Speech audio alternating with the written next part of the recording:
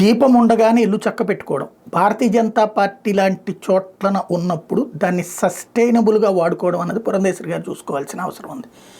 ఎందుకంటే తన మీద ఒక ముద్ర ఉంటుంది, తెలుగుదేశం పార్టీ అనుకూలం అని. ఒకప్పుడు ఆ ముద్ర పొరపాటున కూడా ఉండేది కాదు. ఎందుకని?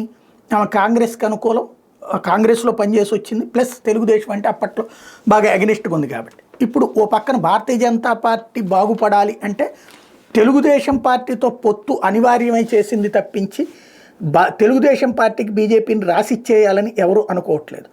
అది ఏ భారతీయ జనతా పార్టీ కార్యకర్త అనుకోడు.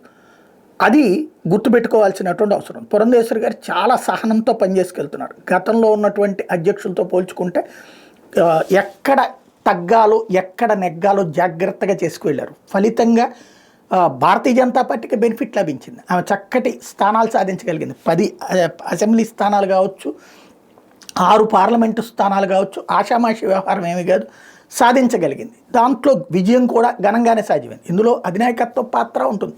వాళ్ళది 70% ఉంటే 30% పాత్ర పురంధేశ్వరిది కూడా ఉంది. ఆయన ఒప్పించడంలో, చంద్రబాబు గారిని ఒప్పించేటటువంటి సందర్భం. ఆ విధంగా అందులో 80% విన్ను అసెంబ్లీలో ఇంతవరకు ఎప్పుడు జరగలేదు. ఆంధ్రప్రదేశ్ విభజిత రాష్ట్రమే కాదు, ఉమ్మడి రాష్ట్రంలో కూడా ఇంత పర్సంటేజ్ ఆఫ్ విన్ ఎప్పుడూ సాధ్యం కాలేదు భారతీయ జనతా పార్టీకి. అదొకటి గుర్తుపెట్టుకోవాల్సినటువంటి అంశం. రెండవది, పార్లమెంట్ స్థానాల్లో కూడా 6 డజన్ తీసుకోవడం, 3 గెలవటం అన్నటువంటిది కూడా ఆషామాషయం కాదు.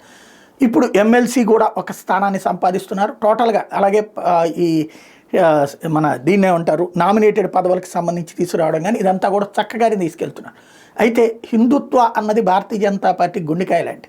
ఆ హిందుత్వాకి దెబ్బ తగిలినప్పుడు మనమేమి తెలుగుదేశం ప్రభుత్వాన్ని ఏమి విమర్శించక్కర్లా, కానీ అధికారులని కంట్రోల్లో పెట్టాల్సినటువంటి బాధ్యత కూటమిలో ఉన్నా కూడా మన చేతుల్లో ఉంది. సింపుల్గా చేయాల్సినటువంటి పని. ఇప్పుడు రాయచోటిలో జరిగినటువంటి దాని మీద ప్రతి హిందువు ఆగ్రహంతో ఉన్నాడు. ఏ హిందువు అన్నా పర్లేదులే, తన్నులు తిందాము, ఏది స్వామివారి యాత్ర మీద జరిగినటువంటి దాడిని సమర్థిద్దామని ఏ హిందువు అన్నా అనుకుంటాడా?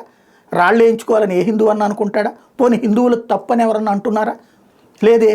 అన్యాయానికి గురైంది హిందువులకు సంబంధించినటువంటి యాత్ర పారువేట యాత్ర, పోనీ ప్రత్యేకించి యాత్ర చేసింది కూడా కాదు, రెగ్యులర్గా జరిగే స్వామివారి యాత్ర మీద జరిగినటువంటి దాని గురించి నిరసన చేస్తున్నటువంటి వాళ్ళని చివరికి దాంట్లో ఏకంగా ఆర్ఎస్ఎస్ విశ్వ హిందూ పరిషత్ పేర్లే పెట్టాడు ఎఫ్ఐఆర్లు. ఇంతవరకు ఆంధ్రప్రదేశ్ చరిత్రలో జగన్ ఉన్నప్పుడు కూడా జరగలేదు అనుకుంటా, లేకపోతే రాజశేఖర రెడ్డి ఉన్నప్పుడు కూడా జరగలేదు అనుకుంటా, కాంగ్రెస్ ఉన్నప్పుడు కూడా జరగలేదు. అట్లాంటి దారుణం అది.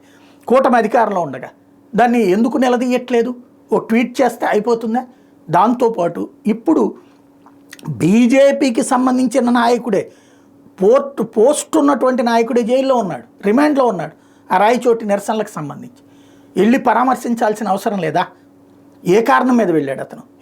హిందుత్వ అన్న ఎజెండాతోనే నడిచేటటువంటి భారతీయ జనతా పార్టీ. కాబట్టి ఓసారి వెళ్ళి అక్కడ ఎవరిని మనమేం ప్రభుత్వాన్ని నిందించక్కర్లేదు. ప్రభుత్వం బాధ్యతాయుతంగా హిందువుల కోసం మంచి చేద్దాం అనుకుంటుంటే పోలీసు అధికారులు ఇక్కడ తప్పుదారి పడితే ఎట్లాగా? హిందువుల మీద దాడి జరిగితే, హిందువులకే అన్యాయం జరిగితే హిందువులనే తీసుకెళ్ళి లోపలేస్తే ఎట్లాగా అనే మొక్క అంటే మధ్యలో ఇంకొకసారి ఇట్లాంటి పని జరగకూడదు. హిందుత్వ సంఘాలు పూర్తిగా అండగా నిలబడతాయి. లేదు అనుకుంటే కనుక ఒక ముద్ర వేయించుకునే పరిస్థితి ఉంటుంది. జాగ్రత్తగా ఆలోచించుకోవాల్సిన సందర్భం.